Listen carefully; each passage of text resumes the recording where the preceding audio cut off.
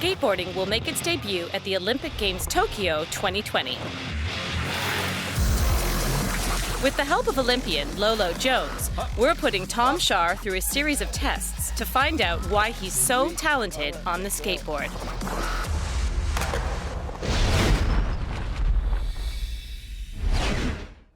Hi, I'm Lolo Jones, and welcome to Anatomy of a Skateboarder. I'm in Las Vegas with USA star Tom Schaar. Are you ready to do this? I'm ready. Let's go. When I'm on the rhythm, you know we don't stop. Yo, hit it with a high and a low. Skateboarding requires everything from explosivity to creativity, agility aligning with impeccable timing. When I'm on the rhythm, you know we don't stop. Tom Schaar is one of the world's best park skateboarders. When he was 12, he became the first skateboarder ever to land a 1080.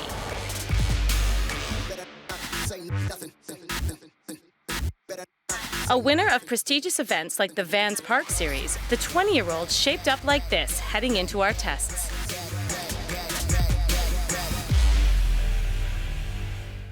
First up, we're going to take a look at Tom's body composition with the DEXA scan. Okay, Thomas, so this is our DEXA scan. So the DEXA scan is the gold standard for assessing body composition. It's X-ray based technology, and what it does is it allows us to understand how much fat mass, how much muscle mass, how much lean tissue, and obviously bone composition that the athlete possesses. Listen, the total body fat that you had was 11.1%, which is a really good number. Good. I'm not fat. Yeah, that's really low. What? I really thought you were just going to be made of like Jell-O. Yeah, I'm sorry, I judged you. No, it's okay. See some really kind of funky things as well from some of your former injuries. Yeah. And, you know, pins in your ankle and, you know, metalwork in your body. Yeah. So it's, this is kind of a really interesting test just to see how you're going. It's cool to see. Yeah. Although some of Tom's body is now metalwork, just 11.1% of it is body fat, putting him alongside the world's best endurance athletes. Skateboarders need to be lean and muscular so they can lift their weight into the air and perform tricks. Tom, you're the first guy to land a 1080, which means you have to get some air in to get those turns in. So let's check out your leg strength. Let's do it. All right. So the next test we did with Thomas was the counter movement jump.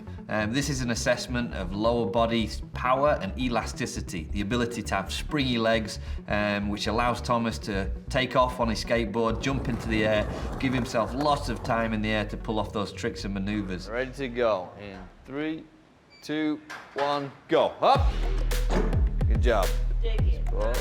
Thomas scored 46.3 centimeters as a vertical jump.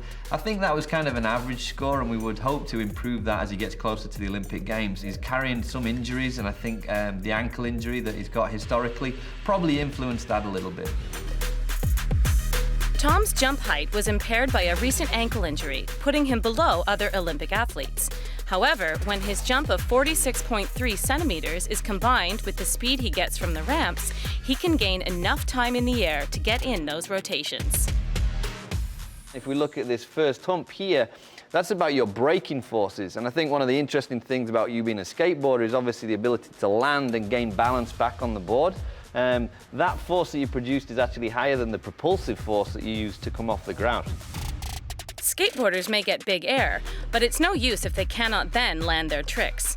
Tom's braking force was 1,730 newtons when reconnecting with the ground, showing his incredible stability.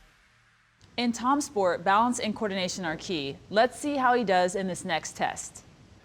All right, Tom, this is our Y balance test, and as the name obviously explains, it's a balance assessment, right? So it's also going to take into account your coordination, your strength, your body control, and as a skateboarder who's 3D movement, trying to control themselves, balance on that board, and land those tricks.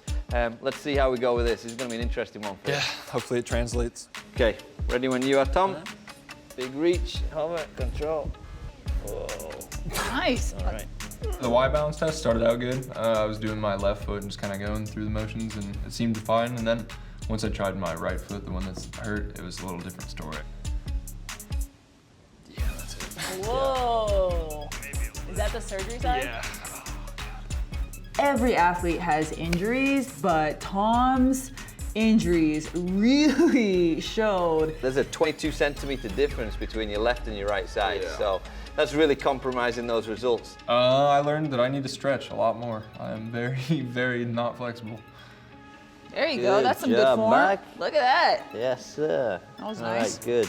If we look at some of the lunges backwards, Thomas's results were fantastic. Over 100% of leg length, which is the way we determine if it's a really positive test or not. Tom demonstrated exceptional balance, registering over 100% of leg length on all tests besides the anterior lunge forward on his right leg. This highlights his need for more rehab on that ankle and the perils of his risky sport. Let's take a break from testing. Sounds good. Did you ever watch the Olympics growing up? Yeah, all the time. What were your greatest memories, or who did you look up to? Usain Bolt was Really? my favorite for sure. I remember watching him do the 100 meter, and I swear every year he'd break a new world record or something. It was always pretty cool to see. Did you ever think that you would be in contention to be an Olympic athlete? No, that was when I was like 8, and I had no idea that clue. any of this would have ever happened. So it's pretty surreal just to see, all The this come together. transformation, yeah. All right, well, let's get back to some of the testing. Let's do it. Should load up, there we go. So the speed squat is a test designed to measure and monitor leg strength, but it does that at speed. And again, when we look at some of the maneuvers that you have to perform on a skateboard, we don't have long periods of time to do that. They have to happen very quickly. Tom's core and leg muscles all need to combine to generate power and to generate it quickly. He needs to explode off the ramp and have stability when landing, seconds later. Up. Good, there we go, re-rack. How much is this? This is your body weight. All right, there we go. All right, be explosive, control, and up. Great, look at that, lovely, good job. Good job. Right, 2 more, up. Good, next one, up. Good. Good job. That's at your body weight, so heaviest load. You can see we also produced your highest power output, 906 watts. Power is all about moving external load or loads as fast as possible. So if we look at the velocity, it was only 1.3 meters per second, so slower than your other reps. But because the weight was so great, we can really drive up the power output. So that's a really good number, getting close to 1,000 watts for a single rep. Guy of your size, your stature, that's a really good job. Sweet. I'll take it. Understandably, Tom cannot generate as much power as weightlifters who are conditioned to do this exercise. But his mark of 906 watts is similar to badminton players who need to be explosive very quickly too. 3, 2, 1, go. Up. Good job.